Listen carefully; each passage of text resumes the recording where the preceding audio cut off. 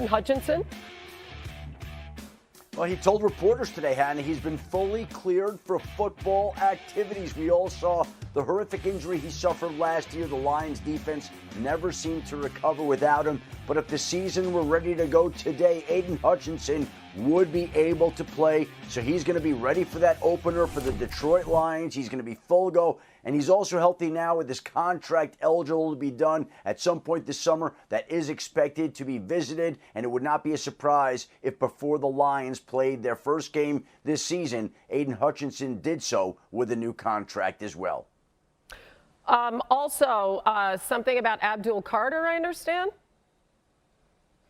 Abdul Carter signed his contract with the Giants today. 4 years, fully guaranteed. No drama and suspense anymore with these rookie contracts. But at least the Giants now have him in the fold, which means that the top 3 picks in this draft are all signed. Cam Ward's deal gets done yesterday. Abdul Carter's deal gets done today. And teams are not wasting any time. There's no reason for these rookies to wait in signing. And whereas these situations sometimes could linger into training camp in previous years, the CBA makes it such that there's no drama, and Abdul Carter will be in training camp when it opens with that new 4-year deal. Great. Thanks, Shefty. And now on to the entertainment portion of this show.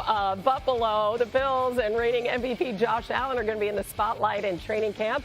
They're going to be on HBO's Hard Knocks, premiering on August 5th, the first time that Buffalo has been selected for this series. And speaking of Hard Knocks, now, Mikey T, you were on the show before, as I recall, back in 2010 with the Jets. Was there a moment there where you wish the cameras weren't around? Yeah, you know, one of the hardest things, Hannah, is when you let people go. And Kevin O'Connell, the great head coach of the Minnesota Vikings at that point, was a backup quarterback. And I remember he comes into the office. Again, it's going to be awkward. And barely sits down. And as like he's descending into the seat, I'm like, Kevin, we got to let you go. And everyone's like, geez, Mike, if you're going to fire somebody, can you at least let them sit down before you do it? And it was awkward. And every time I watched it, it was even more cringeworthy, Hannah. I don't know. I still think Joe Shane's got one on you, right? He's got the worst possible Hard Knocks moment. Peter, what do you think's going to make this one different from some of the other ones we've watched? Well, I still remember Mike Tenman with the Roscoe Diner sitting down with Darrelle Revis. I have lots of memories of that season of Hard Knocks. It was great. I like that this one is not necessarily going to be in the city where the Bills play. They're going to St. John Fisher for training camp. So for 2 weeks, it's almost like a summer camp movie also. They're going to be in bunks. They're going to be sleeping together in different barracks. And then they go in there in a small town at a college. It's a little different than last year where it was here are the Bears, and they go home to their individual homes in Chicago, or here are the Giants, and they all live in New Jersey or whatever. They're going to be at a college campus, and a small one at that. It's almost like a little summer camp movie as well. I like that part of this season. Yeah, sleepaway camp, just perfect, Yeah. NFL style. I love it. Meanwhile, the Bills have been one of the best teams in the NFL over the last 5 seasons, but they can't seem to get over that hump and reach the Super Bowl during that span. They have won 7 playoff games, 61 regular season games. Those are both the most in a 5-season span by a team who didn't win a Super Bowl in that time. And Josh Allen, he's heading into his 8th season, hoping to finally break through and get it done. Mina, do you think the Bills have done enough this offseason to help them get over the hump in January? Well, I think the offense, which has been kind of the cause for some consternation because they haven't really added to it, is totally fine. I mean, last year they were top 3 in EPA per play, points per drive. Over the last few years, they have evolved from this bombs away, 10 personnel grouping to a physical downhill run game, led, of course, by their alien quarterback. And if they perform at that same level, they're perfectly capable of getting over the hump. I do think, however, one thing that would be helpful is if one of those young skill players took the kind of leap that they're betting on and running it back. And a guy that I'm really looking at is their first-round draft pick from a couple of years ago, Dalton Kincaid. He was drafted where he was because of what he showed in college in terms of his ability to stretch the seams as a vertical threat, beat man coverage, win from multiple alignments. And there have been moments, games where he has been that guy, but I don't think it's been consistent enough to where the Bills can feel good about him being truly one of the best tight ends in the NFL. If he's capable of making that jump this year, Hannah, then, yeah, the sky's the limit for this Bills offense. Well, let's talk about that offense and another guy who's really important, and that's James Cook. He's such a critical part of this team, but he's still waiting for a payday. So, Adam, what more can you tell us about that? Well, he wants a new contract, and we've seen some running backs get paid this offseason, and James Cook wants his turn and wants to be paid like a top running back. And it'll be interesting to see where this goes. There's already been a lot of speculation.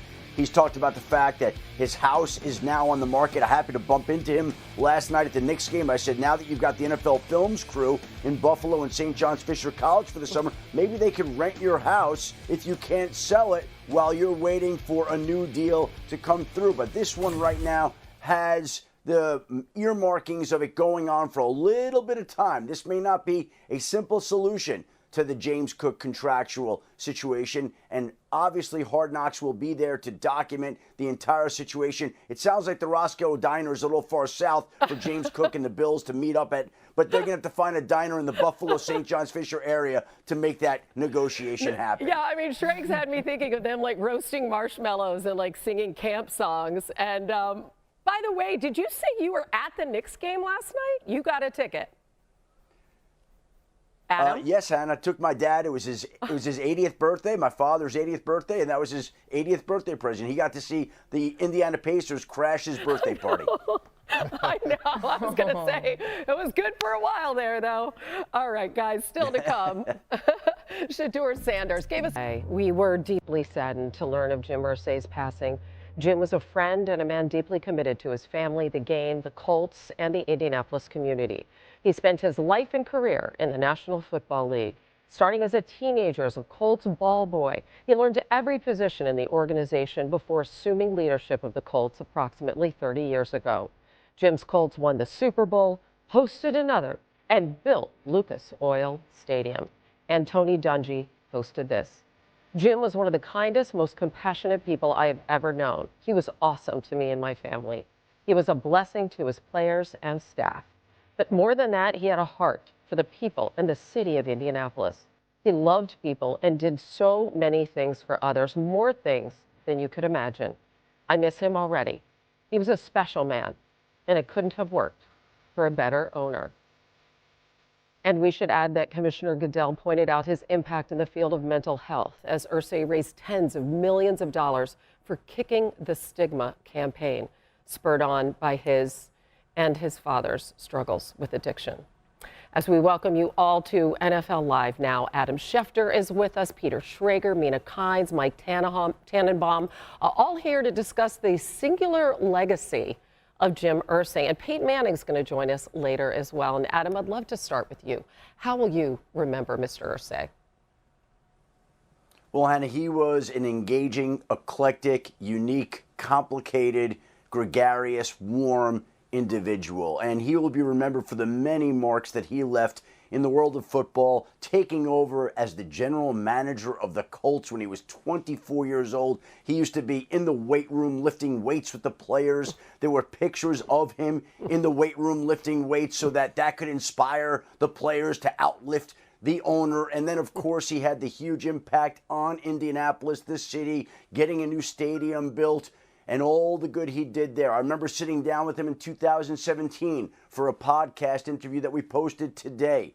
And he went on and on. I don't think I've ever done an interview where I asked fewer questions and the subject did more talking, but that's exactly how Jim Irsay was. He was incredibly interesting and engaging. He talked about Jim Morrison and Jack Kerouac and all the people he had met in his life. And if we look back to last night, just hours before the Indiana Pacers tipped off against the New York Knicks in the Eastern Conference Finals, Jim Irsay's final tweet was to wish the team and his city good luck, and it was almost as if they had the luck of Jim Irsay on their side last night in one of the more remarkable postseason NBA comebacks that we've seen. This is a man also